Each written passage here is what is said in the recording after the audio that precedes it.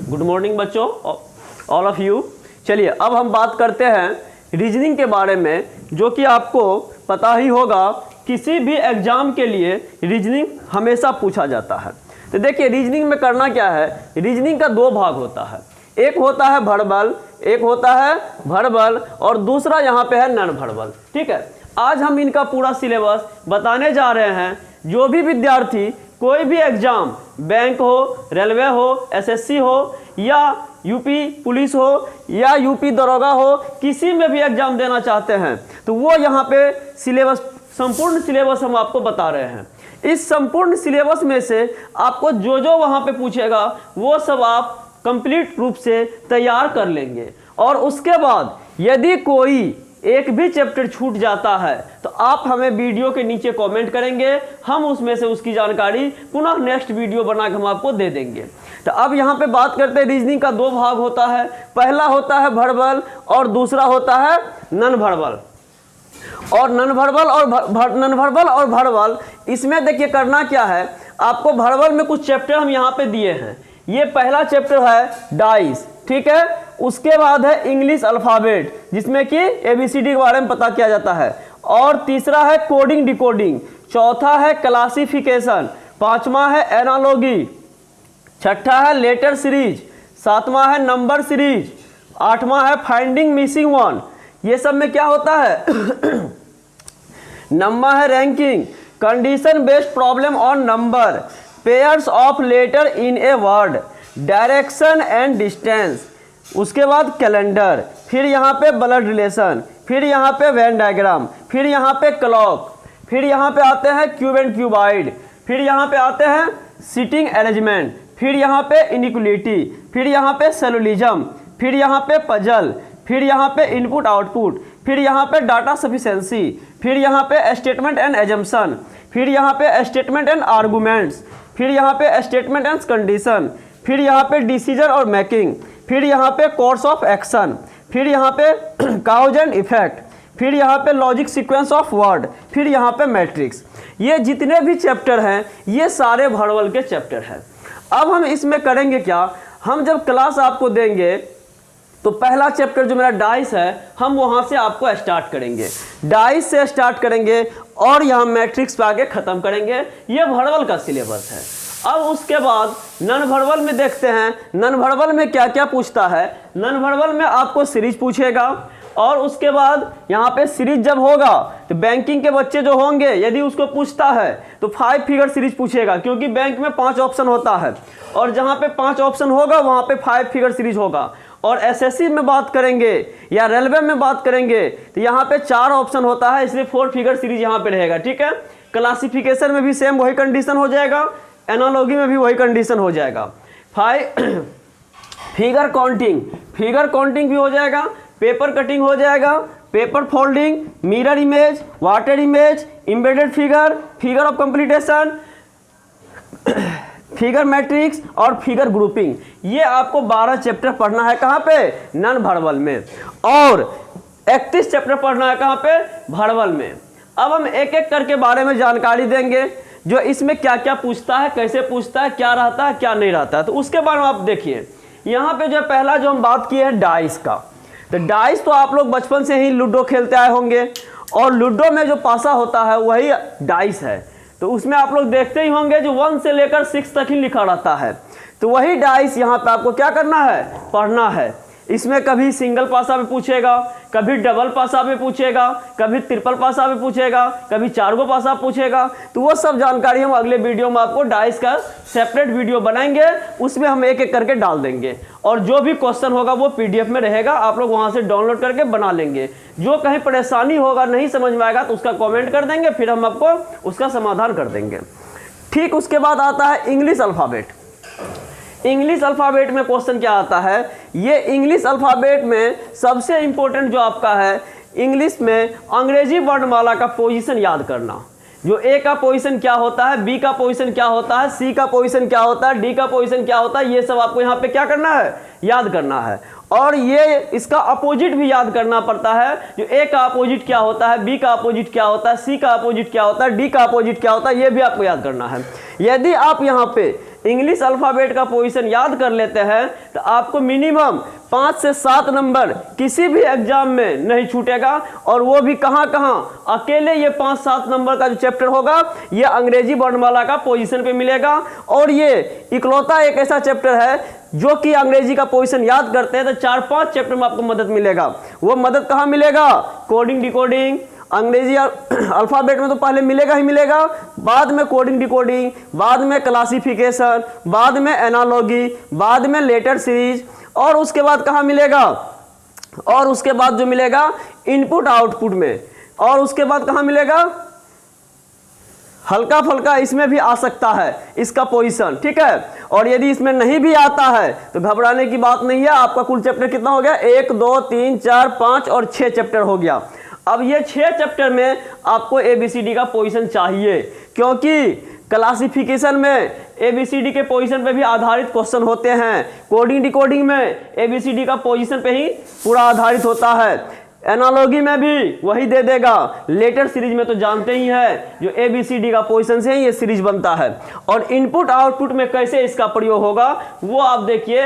यदि किसी शब्द को असेंडिंग या डिसेंडिंग में लिखने की बात होगी तो आपको ये पता करना पड़ेगा ये अल्फ़ाबेट का पोजीशन क्या है, असेंडिंग में यदि पोजीशन आएगा या डिसेंडिंग में आएगा तो वो पता करना आपको पड़ेगा। और यदि आपको याद है तो बहुत कम ही टाइम में आप देख के बता सकते हैं कि सर इसमें तो असेंडिंग में जा रहा है और इसमें डिसेंडिंग में जा रहा है। तो अब यहां पे देख लिए, अब यहां पे कोडिंग डिकोडिंग में देखते क्या रहेगा। कोडिंग डिकोडिंग का मतलब होता है कोड करना।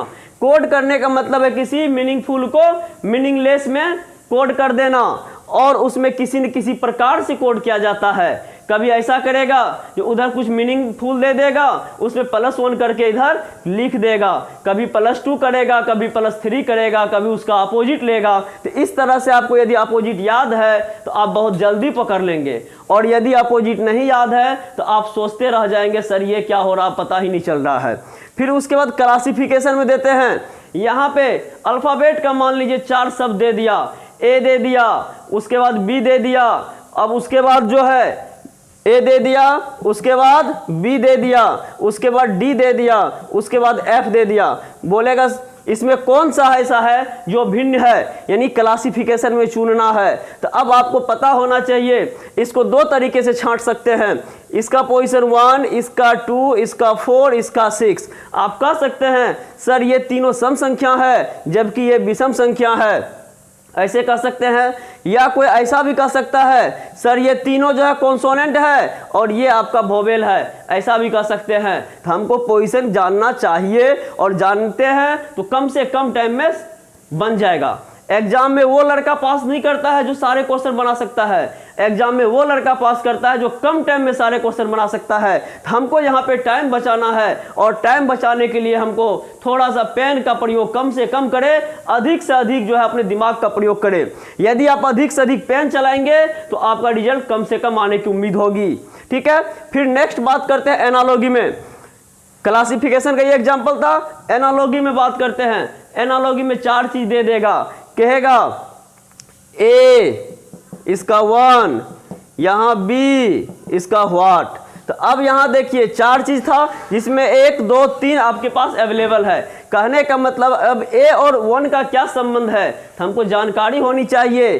A का लेफ्ट से 1 पोजीशन होता है, ठीक उसी प्रकार B का लेफ्ट से कौन सा पोजीशन होगा, इसका पोजीशन 2 होगा, और ये आपका आंसर हो गया। ये हम छोटा छोटा एग्जाम्पल दे रहे हैं, लेकिन एग्जाम में हो सकता है बड़ा बड़ा भी रहेगा, घबराने की बात नहीं है, ठीक है। ये हो गया। फिर लेटर सीरीज की बात करते हैं। तो लेटर सीरीज में देखिए क्या क्या रहेगा। यहाँ पे मान लीजिए ऐसे करके दे देगा, ऐसे करके यहाँ पे दे दिया A B C D what. अब आपको पता करना है ये यहाँ पे जो है A B C D what, तो इसमें क्या करना है। तो हम देख रहे हैं क्या, ये इसका पोजीशन 1 होता है, इसका पोजीशन 2 होता है, इसका 3, इसका 4। तो अब यहाँ पे जो भी अल्फ़ाबेट आएगा उसका पोजीशन क्या होना चाहिए, 5 होना चाहिए, और ये आपका आंसर क्या हो जाएगा, ये आपका आंसर E हो जाएगा, ठीक है। तो ये सीरीज का हो गया, लेटर सीरीज का। ठीक उसी प्रकार से नंबर सीरीज की बात करेगा तो नंबर सीरीज और लेटर सीरीज दोनों इसी तरह से रहेगा। अब यहाँ व्हाट रहता तो अब यहाँ क्या देंगे, हम यहाँ पे 6 कर देंगे। फाइंडिंग मिसिंग वन, इसमें कुछ टर्म सीरीज का ही दिया जाता है और उसमें आपको ये पता करना होता है जो कौन सा गलत है। वहाँ पे एक शब्द जो है या एक अंक जो जिसको हम बोल सकते हैं, एक अंक वहाँ पे गलत दिया जाता है, तो वहाँ पे आपको गलत अंक का पता करना है, वो भी एक सीरीज के आधार पे ही रहता है। रैंकिंग, रैंकिंग का मतलब होता है पोजीशन, पोजीशन का मतलब होता है इसका निर्धारण करना। इसमें कुछ बच्चों के बारे में दिया जाएगा, जो किसी पंक्ति में 10 बच्चे हैं, मान लेते हैं यहाँ 10 बच्चे हैं, ऊपर से बी का पोजीशन 7 दे दिया, तो बताएं कि बी का पोजीशन नीचे से क्या होगा। तो अब आप कह सकते हैं कि सर ऊपर से टोटल बच्चा इसमें कितना है, 10 है, ऊपर से बी का पोजीशन है कितना, 7 है, नीचे से बी का पोजीशन क्या होगा। तो इसका कुछ रूल होता है, यहाँ पे टोटल संख्या कर दीजिएगा, माइनस दी गई स्थान कर दीजिएगा, +1 कर दीजिएगा, ये आपका आंसर आ जाएगा। 10 में से 7 जाएगा 3, 3 + 1 = 4, ये हो गया। तो इसी टाइप का क्वेश्चन रहेगा। अब यहाँ पर आप कह सकते हैं सर ऐसे कैसे +1 क्यों किए, तो आपको पता होगा यहाँ तक बी के पोजीशन जो है 7 है, तो इसके नीचे कितने बच्चे, तो आप जानते होंगे इसके नीचे 3 बच्चे, और बी का पोजीशन पे पुनः हमको जाना है, इसीलिए 1 बढ़ जाएगा और आंसर क्या हो गया, 4 हो गया। तो इस टाइप के क्वेश्चन जो है आपको रैंकिंग में आएंगे। फिर उसके बाद बात करते हैं कंडीशन बेस्ड प्रॉब्लम और नंबर। अब यहाँ पे आप कह सकते हैं इसका क्वेश्चन कैसा रहेगा, तो यहाँ पे देखिए इसका जो क्वेश्चन रहेगा वो आपको कुछ शब्द दे देंगे, जैसे यहाँ पे कह दिया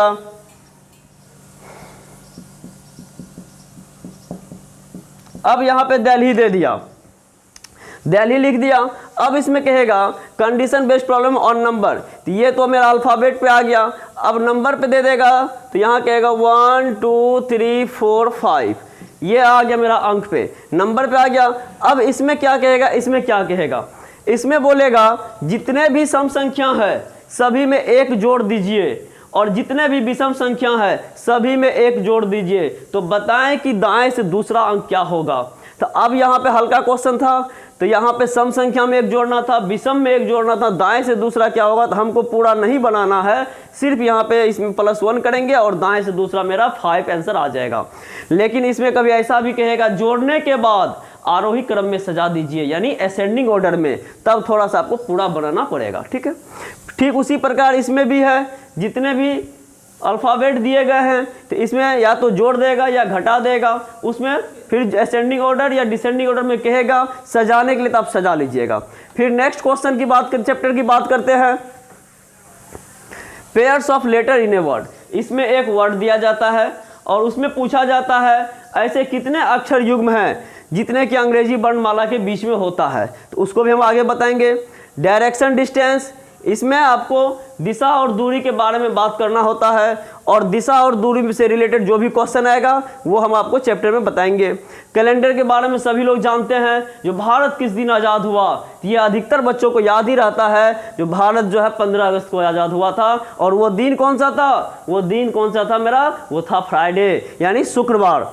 फिर ब्लड रिलेशन, खून का रिश्ता, इसमें इससे संबंधित रिलेटिव के बारे में जानकारी दिया जाता है। फिर वेन डायग्राम, इसमें डायग्राम बनाया जाता है। और क्लॉक तो जानते ही हैं, जो घड़ी के बारे में बात करेंगे। यदि कह देगा यदि 3 बज रहा है घड़ी में, तो बताएं कि दर्पण में कितना बजेगा। इसका सिंपल सा नियम है, 12 में से घटा देंगे, आंसर ले आएंगे। क्यों? क्योंकि ऐसा इसलिए होता है क्योंकि मिरर में लेफ्ट राइट चेंज होता है, अप डाउन नहीं चेंज होता है, इसीलिए 12 में से घटा देंगे और ये मेरा आंसर हो जाएगा 9 बजेगा। ठीक, अगला हम बात करते हैं क्यूब एंड क्यूबाइड का। इसमें बड़ा सा घन दे दिया जाता है, अब उसे काट काट के एक छोटे से टुकड़े के रूप में, घन के रूप में विभाजित करना होता है, तो इसके बारे में बात होता है। सिटिंग अरेंजमेंट, बैठने के बारे में बात करेगा। इनइक्वलिटी और समानता रहेगा। Greater, greater than, less than, equal और इक्वल टू के प्रयोग करते हैं। सैल्यूडिज्म तो सबको पता होगा, इसमें कहता है कुछ बच्चे अच्छे हैं, कुछ बच्चे बदमाश है, सभी गधे घोड़े हैं। तो ये सब चैप्टर, ये सब टाइप का क्वेश्चन यहाँ आता है। पजल का तो मतलब पहेली, पहेली में आपको कुछ डाटा दिया जाता है और वो सारे डाटा, अधिक से अधिक डाटा निगेटिव रहता है। अब हम उसको पॉजिटिव में बना के इसका क्वेश्चन करेंगे। इनपुट आउटपुट, ये भी एक चैप्टर का ही नाम है, और इसमें जो दिया जाता है कुछ क्वेश्चन में अल्फ़ाबेट और अंक दोनों मिक्स किया जाता है, और उसमें जो है किसी न किसी ऑर्डर पे वो सजाया जाता है जिसका कि आपके पास एग्जाम पर ऊपर देगा, और उसको देख के उसको समझ के नेक्स्ट जो आपके पास इनपुट रहेगा उसको बनाना है। डाटा सफिशिएंसी, ये डाटा सफिशिएंसी जो चैप्टर है ये सीधा आप लोग जानते होंगे अंग्रेजी का कॉमन ईरर, और अंग्रेजी के कॉमन ईरर को कंप्लीट करने के लिए आपको हर एक पोर्शन पे ध्यान रखना पड़ेगा। ठीक उसी प्रकार हम कह सकते हैं ये रीजनिंग का कॉमन ईरर है। क्यों कह सकते हैं? क्योंकि ये नाम, चैप्टर का नाम सुनिए, डाटा सफिशिएंसी। डाटा सफिशिएंसी कहने का मतलब है इसमें आपको आंसर नहीं मांग रहा है, इसमें आपको रियल आंसर क्या आएगा वो नहीं मांगेगा, सिर्फ इसमें आपको बोलेगा डाटा सफिशिएंट है कि नहीं, किसके लिए? उत्तर देने के लिए। और इसमें किसी एक चैप्टर से नहीं पूछा जाता है, इसमें 5-7 चैप्टर आ सकता है। कौन कौन सा चैप्टर आ सकता है? देखिए, 1 नंबर डाइस भी आ सकता है, 2 नंबर कोडिंग डिकोडिंग दे देगा, 3 नंबर आपको जो है रैंकिंग दे देगा, 4 नंबर में आपको डायरेक्शन डिस्टेंस दे देगा, 5 नंबर में कैलेंडर भी दे देगा, कोई दिक्कत नहीं है, 6 नंबर में ब्लड रिलेशन दे देगा, 7 नंबर 8 नंबर क्लॉक भी दे सकता है, कोई दिक्कत नहीं है, क्यूबाइड भी दे सकता है, सिटिंग अरेंजमेंट दे सकता है, सेलेलिज्म नहीं, पजल नहीं, इनपुट आउटपुट नहीं, ये सब हम कह सकते हैं। इस सब टाइप के जो भी चैप्टर हैं वो सब डाटा सफिशिएंसी में आता है। इसमें जो है डाटा सफिशिएंसी कहने का मतलब है एक क्वेश्चन देता है, जैसे कि एक छोटा एग्जांपल हम दे रहे हैं, क्वेश्चन दे दिया 15 अगस्त 1947 को कौन सा दिन था। क्वेश्चन दे दिया जो 15 अगस्त 1947 को कौन सा दिन था। अब यहाँ पे देखिए पहला डाटा दे दिया, 5/5/1955 रविवार, और दूसरा डाटा दे दिया आज सोमवार है। अब यहाँ पे देखिए मेरा क्वेश्चन डाटा सफिशिएंसी का एक एग्जांपल दे रहे थे। अब यहाँ पे क्वेश्चन है 15 अगस्त 1947 को कौन सा दिन था।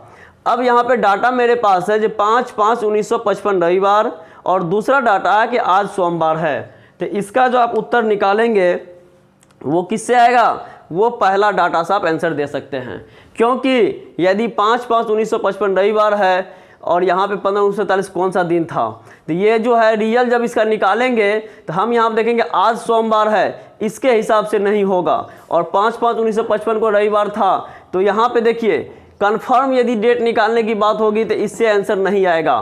तो इसका क्या हो जाएगा? ऑप्शन नंबर 4, ना तो डाटा 1 देगा और ना ही डाटा 2 देगा।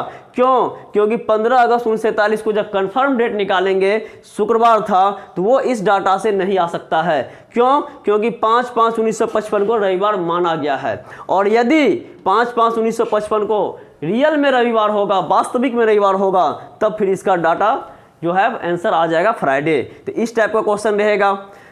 अब नेक्स्ट हम बात करते हैं स्टेटमेंट एजम्पशन का। तो स्टेटमेंट दिया जाएगा कथन, और उसका अनुमान, पूर्वानुमान कह सकते हैं। तो वहाँ पे संभावना क्या है, पूर्वधारणा क्या है, ये निकालना होता है। तो यहाँ एक स्टेटमेंट का एक से अधिक पूर्वधारणा निकाली जा सकती है। अब हमको ये देखना है जो एजम्पशन जो दिया गया है क्या वो निकलने योग्य है अथवा नहीं है, तो उस पर चर्चा करेंगे। फिर उसी तरह से स्टेटमेंट एंड आर्गूमेंट्स होता है, स्टेटमेंट एंड कंक्लूजन होता है, डिसीजन मेकिंग, ये बताई ही हैं, पता ही होगा। डिसीजन का मतलब निर्णय और मेकिंग का मतलब निर्णय बनाना। इसमें कुछ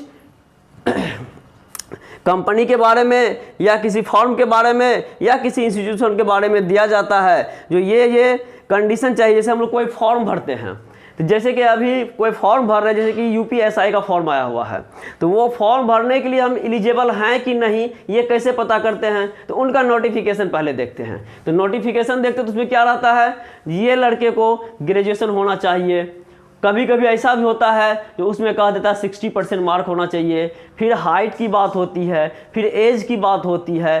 तो ये सब जो कंडीशन फुलफिल करता है वो फॉर्म भरता है। यदि कोई लड़का के पास मान ली एज नहीं है तो वो नहीं भरता है। तो यही सब टाइप का क्वेश्चन यहाँ दिया जाता है। कोर्स ऑफ एक्शन, जो क्या कोर्स ऑफ और एक्शन, यहाँ पे स्टेटमेंट रहेगा और उसमें क्या एक्शन लिया जाएगा। काउज एंड इफेक्ट, इसमें कौन सा कारण है कौन सा प्रभाव है ये देखना पड़ता है। 2 दिया जाएगा, 2 स्टेटमेंट रहेगा, उसमें आपको ये देखना है जो कौन सा काउज है कौन सा इफेक्ट है, यानी कौन सा कथन कारण है और कौन सा प्रभाव है। अभी मान लीजिए भारत में या बिहार में या कहीं भी लॉकडाउन लागू हो गया है, तो लॉकडाउन लागू क्यों हो गया है, कारण क्या है, कोरोना। प्रभाव क्या पड़ा, लॉकडाउन हो गया। यदि कोरोना नहीं आता तो लॉकडाउन नहीं होता। तो इसीलिए ये कारण और प्रभाव आपको चुनना है।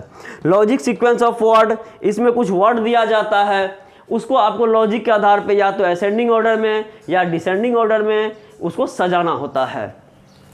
फिर मैट्रिक्स की बात करते हैं। मैट्रिक्स तो सबसे हल्का है, एक बॉक्स रहता है बड़ा सा, इस टाइप का वर्ग के रूप में ऐसे बॉक्स रहेगा, इसमें लिखा जाता है, देख देख के उतार लेना है, वो बताएंगे चैप्टर में। तो ये सारे जो है मेरे 31 चैप्टर हैं भरवल के, ये सारे 31 चैप्टर क्या है, भरवल के। अब यदि कोई विद्यार्थी किसी भी एग्जाम का पार्टिकुलर तैयारी करना चाहते होंगे तो वो वहाँ पे आप उस एग्ज़ाम का नोटिफिकेशन डाउनलोड कर लेंगे और वहाँ पे नोटिफिकेशन में जो जो सिलेबस रहेगा वो देख लेंगे और जो जो आपको आवश्यकता होगा पढ़ेंगे। ये जो मेरा है रीजनिंग का संपूर्ण सिलेबस है, यदि ये आप कंप्लीट कर लेते हैं तो यहाँ बैंक हो, रेलवे हो, एसएससी हो, किसी में भी नहीं छूटेगा, कैट में भी नहीं छूटेगा, और यहाँ पे यूपीएससी में भी जो है सीसेट पेपर जो लागू किया है उसमें भी इसी से है, उससे बाहर नहीं जाएगा वहाँ भी। ठीक है, ये सब आप कंप्लीट कर लेंगे। अब उसके बाद हम करते हैं नन वर्बल का। नन वर्बल में जो है, नन वर्बल में यहाँ पर आप देखिए सीरीज रहेगा, क्लासिफिकेशन रहेगा, एनालॉगी रहेगा, इसके बारे में हम बता ही दिए हैं। फिगर काउंटिंग ये सभी को पता है, जो वहाँ पे या तो त्रिभुज रहता है या वर्ग रहता है या आयत रहता है या वृत्त रहता है या स्ट्रेट लाइन रहता है, जो कहता है काउंटिंग कीजिए कितने त्रिभुज है कितने वृत्त हैं, तो वो बताएंगे। पेपर कटिंग, पेपर मतलब पन्ना कागज और कटिंग मतलब काटना, इसमें काटेंगे फिर खोलेंगे तो कैसा रूप बनेगा वो बात होता है। पेपर फोल्डिंग, इसमें सिर्फ मोड़ने के बारे में बात किया जाता है। मिरर इमेज यानी किसी व्यक्ति का या किसी वस्तु का फोटो कैसा मिरर में बनेगा, फिर वाटर में कैसा बनेगा। एम्बेडेड फिगर, फिर उसी तरह कंप्लीटेशन ऑफ फिगर, इसमें 25% पार्ट इनकम्प्लीट होता है, उसको पूर्ण करने के लिए कौन सा पार्ट आएगा वो देखना पड़ता है ऑप्शन में। फिगर मैट्रिक्स, इसमें 9 फिगर दिए जाते हैं, ये खास करके एसएससी में पूछा जाता है, और उसको छांट के एक साथ ग्रुप में कैसे करेंगे, और यहाँ भी फिगर ग्रुपिंग भी है, उसी तरह से दिया गया है। तो अब ये जो मेरा है 12 चैप्टर नॉन वर्बल में और 31 चैप्टर वर्बल में, टोटल हम यदि बात करें तो 31 + 12 = 43 चैप्टर, ये 43 चैप्टर का हम चर्चा किए हैं। ठीक है, और ये 43 चैप्टर जो है वो हम नेक्स्ट वीडियो जो मेरा होगा वो डाइस से स्टार्ट होगा, और डाइस में संपूर्ण कैसे बनाएंगे सिंगल पासा, कैसे डबल पासा, वो सारे रूल और रेगुलेशन के साथ हम आपको समझा देंगे, और आप पीडीएफ फाइल डाउनलोड कर लेंगे और उनका जो है फिर आप प्रैक्टिस करेंगे। यदि कोई प्रश्न नहीं बन पाता है, कहीं पे कोई समस्या आती है, तो आप हमें कमेंट करेंगे, हम फिर आपको उस पर नया वीडियो बना के डाल देंगे। ठीक है, अब यहाँ पे देखिएगा तो एक एक करके सबको बताएंगे, और जो भी लोग मेरे चैनल को सब्सक्राइब नहीं किए हैं वो लोग जरूर सब्सक्राइब कर ले। ये मेरा यूट्यूब चैनल है reasoning solution bye Abhiraj sir, reasoning solution bye Abhiraj sir.